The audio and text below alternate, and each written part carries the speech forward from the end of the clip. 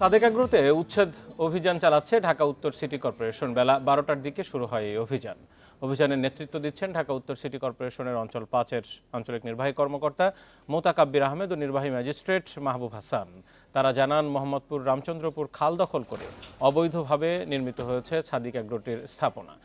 এর আগে 1 কোটি টাকা মূল্যের গরু ও 15 লাখ টাকায় কোরবানির ছাগল বিক্রি করে আলোচনায় আসে সাদেক এগ্রো।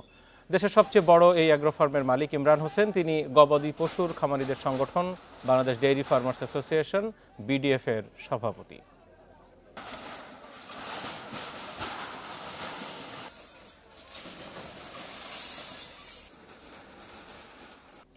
মোহাম্মদপুরের আলোচিত এই সাদেক এগ্রোতে এই মুহূর্তে রয়েছেন সহকর্মী বনি ইবনে কামাল। অভিযান চলছে সেখানে, জানবো তার কাছ থেকে। বনি, বেশ কয়েক ঘন্টা ধরেই তো অভিযান চলছে, এখন পর্যন্ত কতটি স্থাপনা ভাঙা হয়েছে আর এই বিষয় নিয়ে কর্মকর্তারা সর্বশেষ যে ব্রিফিং করেছেন সেখানে কি জানিয়েছেন?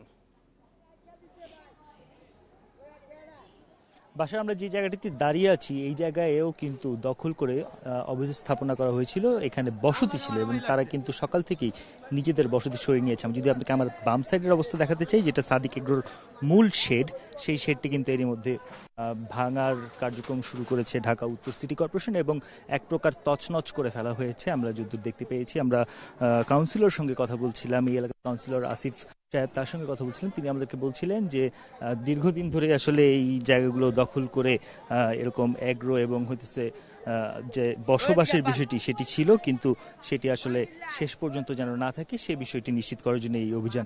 পাশাপাশি আমরা যখন এই অভিযানের নেতৃত্ব দানকারীর মধ্যে একজন অঞ্চল 5-এর প্রধান মোতাকাব্বির আহমেদ, তার সঙ্গে কথা বলছিলাম, তিনি বলছিলেন যে খালের যে ডিমার্কেশন রয়েছে তাদের কাছে এখন পর্যন্ত, সেই ডিমার্কেশন অনুযায়ী সাদেক এগ্রো এই জায়গায় এরকম একটি শেড বানাতে পারে না এবং এর প্রেক্ষিতে আজকের এই অভিযান এবং এই অভিযানে পুরো যে শেড রয়েছে সাদেক এগ্রো সেটি ভাঙা পড়বে। আমরা তার কাছে জানতে চেয়েছিলাম যে ডিমার্কেশনের যে পিলার রয়েছে সেই পিলার অনুযায়ী যদি আমরা দেখি কিছুটা জায়গা ভাঙার বাইরে পড়তে পারে, কিন্তু তিনি বলছেন যে হাইকোর্টের যে আদেশ রয়েছে সে অনুযায়ী খালের 30 ফিটের ভিতরে কোনো ধরনের স্থাপনা থাকতে পারবে না, এই কথাটি কিন্তু তিনি আমাদেরকে বলছেন। সে কারণে এখানে যে স্থাপনাটি রয়েছে অর্থাৎ সাদেক এগ্রোর যে শেড রয়েছে সেই শেড পুরোটাই ভাঙা পড়বে এবং সেই কাজ কিন্তু চলমান রয়েছে। আমরা দেখেছি যে সকাল 10টার সময় এই অভিযান শুরু হওয়ার কথা থাকলেও সেটি কিন্তু দুপুর 12টা বা বেলা 12টার দিকে শুরু হয়। যেমনটা বলছিলেন যে মূল শেডই ভেঙে দেওয়া হয়েছে অবৈধ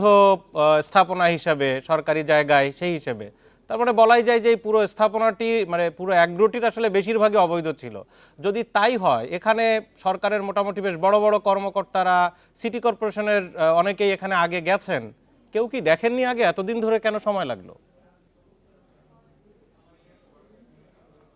জিনিসটি আমাদেরও সেই প্রশ্নটাই ছিল তার কাছে। তিনি আমাদেরকে বলছিলেন যে সিটি কর্পোরেশন যখন ওয়াসার থেকে খালগুলোর দায়িত্ব বুঝে পায়, তারপরে ডিমার্কেশনের যে বিষয়গুলো রয়েছে জরিপ, সেই জরিপের সময়ের কারণেই আসলে অনেকটা দেরি হয়েছে এমন দাবি তিনি করতে যাচ্ছেন। পাশাপাশি তিনি বলছেন যে যেহেতু ধাপে ধাপে কাজ আগাচ্ছিল, আপনার নিশ্চয়ই মনে আছে লাউতলা খালেও কিন্তু এই ধরনের অভিযান চলেছিল। তিনি মোতাকাব্বির বলছেন যে এই অভিযানের পরিপ্রেক্ষিতে আসলে এটা ধারাবাহিক প্রক্রিয়া, সেই ধারাবাহিক প্রক্রিয়ার মধ্যে এখন এই সময়টি এসেছে এবং এটি তারা কোরবানি ঈদের আগেই ভাঙতে পারতেন, সেরকম প্রস্তুতিও তাদের ছিল, কিন্তু যেহেতু কোরবানি ঈদের সময় এখান থেকে প্রচুর পরিমাণে পশু বিক্রি হয়, সে কারণে তারা কোরবানি ঈদের আগে এই অভিযানে যাননি। আমরা জানতে চেয়েছিলাম তার কাছে যে আগে সাদেক এগ্রোকে কি এই ধরনের কোনো নোটিশ দেওয়া হয়েছে কিনা। তিনি আমাদেরকে বলছিলেন যে গত মাসের 18 তারিখ সর্বশেষ তাদের নোটিশ দেওয়া হয় এবং সেই নোটিশ অনুযায়ীও কিন্তু তাদেরকে বলা হয় এখান থেকে সবকিছু সরিয়ে নিতে।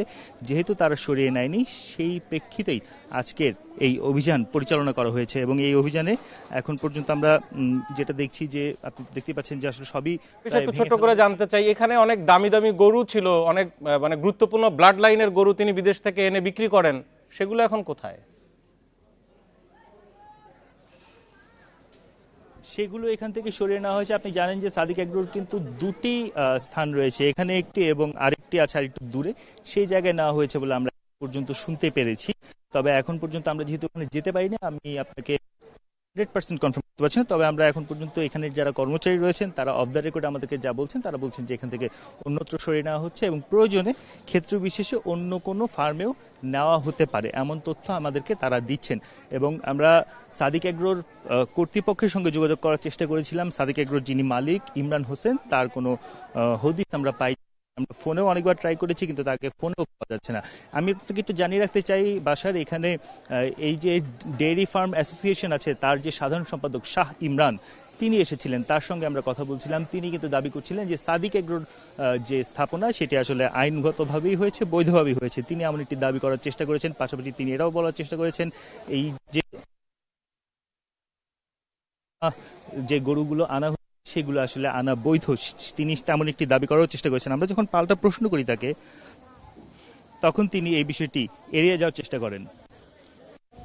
এবং আমরা এখন পর্যন্ত যেটা দেখতে পাচ্ছি যে এখানে এই অভিযানের একটি পর্যায়ে রয়েছে এবং এই অভিযান এই ভাঙার কাজ চলমান রয়েছে। ভাঙার কাজ শেষ হওয়ার পর আমরা যে জায়গাটিতে দাঁড়িয়ে আছি এটি খালের অংশে পড়ে। এই পুরো জায়গাটি খনন করা হবে এবং পানি প্রবাহ নিশ্চিত করা হবে বলে জানিয়েছে। ধন্যবাদ। মোহাম্মদপুরে সাদিক এগ্রোর অবৈধ স্থাপনা ভেঙে দিচ্ছে সিটি কর্পোরেশন, জানছিলাম তা।